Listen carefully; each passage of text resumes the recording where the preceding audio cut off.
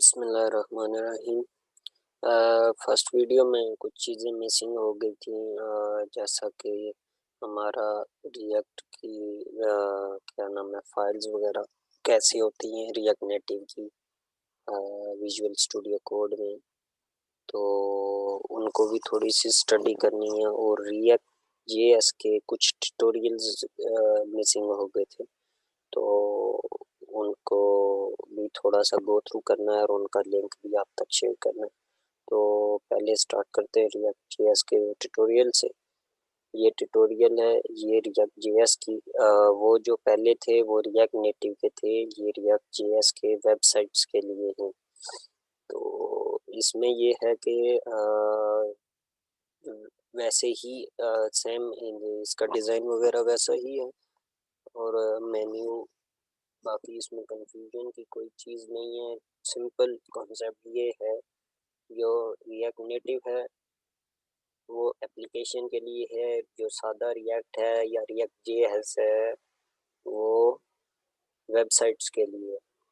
तो अभी इसको गो थ्रू करने के लिए चलते हैं, हल्का सा इसको देखते चलेंगे। तो फिर इसका लिंक भी शेयर कर दूंगा, साथ आपको वो फाइल्स का थोड़ा सा बता दूंगा। जो हमारे पास रिएक्ट जेएस है इसकी इंस्टॉलेशन वगैरह के लिए इसकी ये जो ऑफिशियल डॉक्यूमेंटेशन हैं, ये यहाँ पे वर्जन है, यहाँ से आप लैंग्वेज चेंज कर सकते हैं, फारसी वगैरह करनी हो किसी को तो ये कुछ है। और इसके ट्यूटोरियल्स और बाकी कम्युनिटी और फलाना फलाना बेशुमार चीज़ें इसमें। जो आपके काम की चीज़ें हैं उनको देखते चलते हैं कि सबसे पहले इसको स्टार्ट करने के लिए हमने क्या कह रहा है कि React is a JavaScript library for building user interface। ये जावास्क्रिप्ट की एक लाइब्रेरी है जो यूज़र इंटरफेस बिल्ड करने के लिए काम आती है। बस इतना इसका मेन जो कॉन्सेप्ट है, यानी कि यूज़र को फ्रंट एंड जो दिखाना है ना, इंटरफेस जो दिखाना है उसको अच्छा और इफ़ेक्टिव और एफिशिएंट बिल्ड करने के लिए रिएक्ट यूज़ होती है। जैसे हमारे पास एचटीएमएल में हमने बूटस्ट्रैप और वो चीज़ें देखी थी, तो समझ लें कि ऑलमोस्ट सेम काम है, ठीक है। अब इसके बाद वो कहता है कि learn what React is all on our home page. React है क्या, इनके होम पेज पे जाके ये देखना है हमें, ठीक है। ये जावास्क्रिप्ट लाइब्रेरी यूज़र इंटरफेस और इसका स्टार्ट करते हैं, तो आई थिंक वापस वहाँ पे लेके आ गया। चलो आगे चलें। इसका ट्यूटोरियल्स हैं और इसके बाद इसकी प्लेग्राउंड मीन्स ये यहाँ पे कह रहे हैं कि अगर रिएक्ट के साथ आपने खेलना है तो ये कोडिंग को खेल समझ के यूज़ करते हैं, तो आपको इसलिए थोड़ा सा ये एंटरटेन करने के लिए ऐसी बातें लिखते हैं।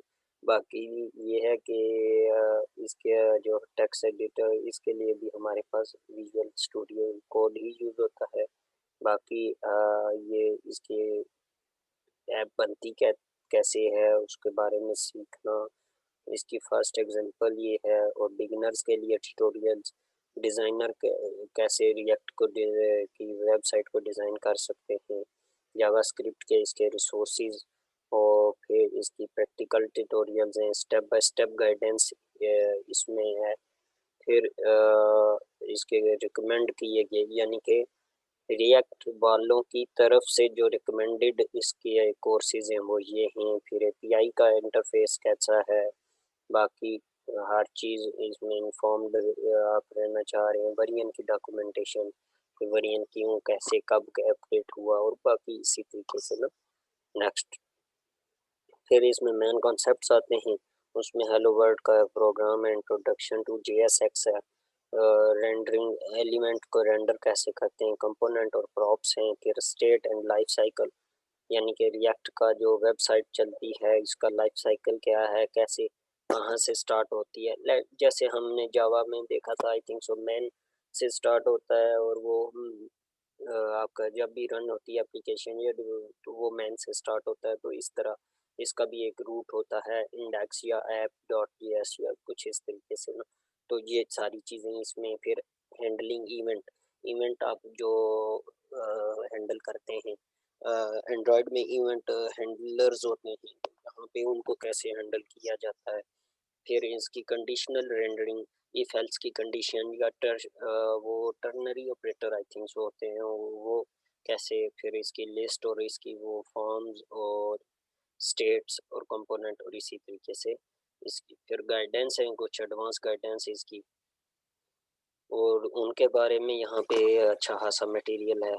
फिर आगे चलते हैं, एपीआई का इंटरफेस जो है वो कैसे, इसमें वो जब जब आपको ज़रूरत पड़ती जाएंगी चीज़ें, आप उनमें गो थ्रू होते जाएंगे तो आपको इसकी समझ आ जाएगी। फिर हुक्स की बात आती है, हुक्स इसमें फंक्शनल बेस में, वो जैसे हमने पिछली वीडियो में डिस्कस किया, फंक्शनल बेस में इसकी स्टेट्स मेंटेन की जाती हैं हुक्स के ज़रिए, और वो चीज़ें हैं। फिर हमारे पास इसको हुक्स, अब ये प्रॉपर जो सिंटैक्स है हुक को चेंज करने का, यानी कि ये एक वेरिएबल है, यूँ समझ लें, ये उस वेरिएबल को चेंज करने के लिए फंक्शन है, और ये वेरिएबल की पहली स्टेट है। पहली जब ये प्रोग्राम रन होगा तो हमारे पास जो काउंट होगा वो ज़ीरो होगा।